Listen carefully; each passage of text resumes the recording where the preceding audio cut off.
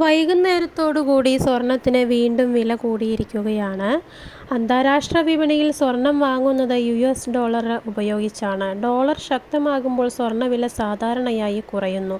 അതുപോലെ തന്നെ അമേരിക്കൻ ഡോളറിനെതിരെ നമ്മുടെ ഇന്ത്യൻ രൂപയുടെ മൂല്യം ഇടിയുമ്പോഴും നമുക്ക് സ്വർണം ഇറക്കുമതി ചെയ്യാൻ കൂടുതൽ പണം നൽകേണ്ടി വരും.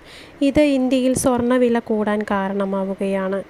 അതുപോലെ തന്നെ യുദ്ധങ്ങളോ സാമ്പത്തിക മാന്ദ്യമോ അല്ലെങ്കിൽ ഓഹരി വിപണിയിൽ തകർച്ചയോ ഉണ്ടാകുമ്പോൾ വലിയ നിക്ഷേപകർ തങ്ങളുടെ പണം സുരക്ഷിതമായിരിക്കാൻ സ്വർണത്തിലേക്ക് മാറ്റുന്നു. കാരണം കറൻസികളുടെ മൂല്യം ഇടിഞ്ഞാലും സ്വർണത്തിൻ്റെ മൂല്യം എപ്പോഴും നിലനിൽക്കുന്നു.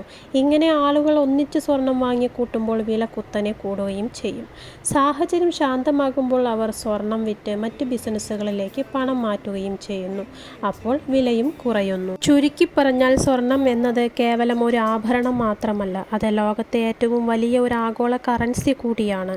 പവന് 1080 രൂപ കൂടിയിരിക്കുന്നു. ഇന്നത്തെ സ്വർണ്ണവില നോക്കാം. ഗ്രാമിന് 13,040 പവന് 1,04,320 രൂപയും. വെള്ളിവില മാറ്റമില്ലാതെ തുടരുന്നു. സ്വർണ്ണവിലയെക്കുറിച്ചുള്ള ന്യൂ അപ്ഡേറ്റുകൾക്കായി ചാനൽ സബ്സ്ക്രൈബ് ചെയ്യുക.